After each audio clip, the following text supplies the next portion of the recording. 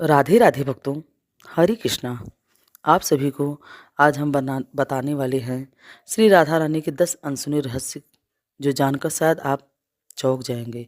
क्योंकि राधा रानी की जो ये सब कथाएं हैं, शायद कुछ कुछ बातें आप लोगों को पता है और कुछ नहीं। तो इस वीडियो के माध्यम से हम आपको बता रहे हैं राधा रानी के 10 अनसुने रहस्य। तो चलिए हम सुनते हैं। भगवान श्री कृष्ण की प्रेमिका राधा का जिक्र विष्णु पद्म पुराण और पुराण में मिलता है।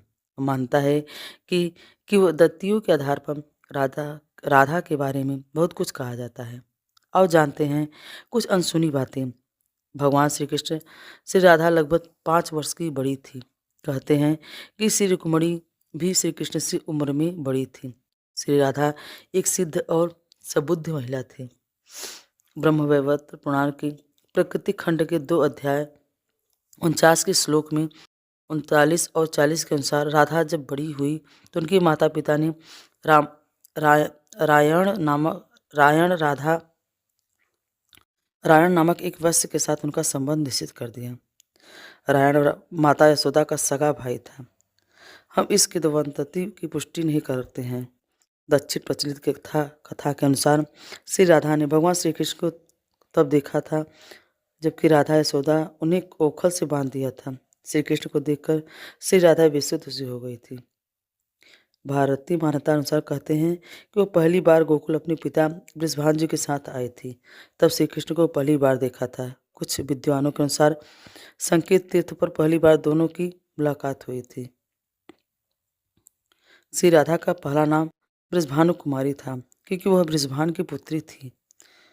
गर्ग संहिता के अनुसार एक जंगल में स्वयं ब्रह्मा ने श्री राधा और श्री कृष्ण का बचपन में ही गंधर्व विवाह करवाया था। श्री कृष्ण के पिता उन्हें अक्सर पास के भंडे ग्राम में ले जाया करते थे, जहाँ राधा रानी भी अपने पिता के साथ आती थी। वहीं दोनों का विवाह हुआ था।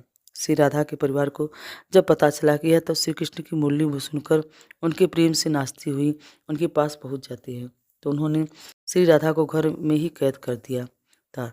तब श्री कृष्ण ने अपने साथियों सहित एक दिन उन्हें रात में कैद से मुक्त कराकर उद्धव और बलराम सहित अन्य सखियों के साथ रात भर नृत्य किया था।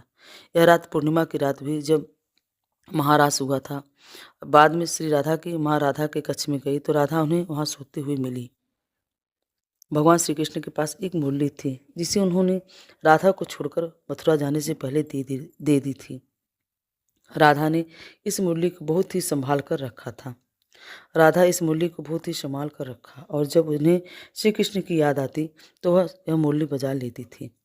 श्री कृष्ण उनकी याद में मोरपंख लगाते थे और वैजंती माला पहनते थे। श्री कृष्ण को मोरपंख तब मिला था जब वे राधा के उपवन में उनके साथ नृत्य कर रहे थे। मोर का पंख नीचे गिर गया था। उन्होंने उसे उठाकर अपने सिर पर धारण कर लिया था और राधा ने नृत्य करने से पहले श्री कृष्ण को वैजंती माला पहनाई थी। श्री राधा की अष्ट सखियां भी ब्रह्मवैवर्त पुराण के अनुसार सखियों के नाम इस तरह हैं: चंद्रावली, श्यामा, सभ्या, पद्दा, राधा, ललिता, विशाखा तथा भद्रा। कुछ जगह ये नाम इस प्रकार है: चित्रा, सुदेवी, ललिता, विशाखा, चंपकलता, तुंग विद्या, इंद्रलेखा, रंग देवी और सुदेवी। कुछ जगह पर ललिता, विशाखा, चंपकला और चित्रा देवी, तुंग विद्या, इंद्रलेखा, रंग देवी और कृत्रिमा मनेली, इनमें से कुछ नामों में अंतर है।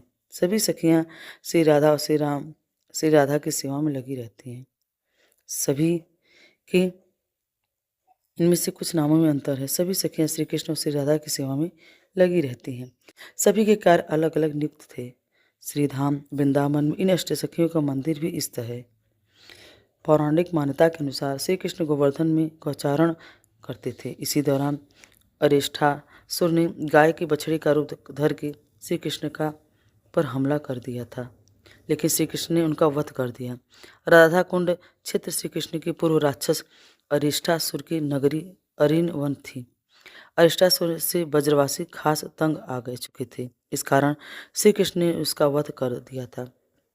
वध करने के बाद राधा जी ने बताया कि आपने गौवंश के रूप में उसका वध किया है, अतः आपका गौवंश हत्या के पाप लगेगा। यह सुनकर श्री कृष्ण ने अपनी बांसुरी से एक कुंड खोदा और उसमें स्नान किया।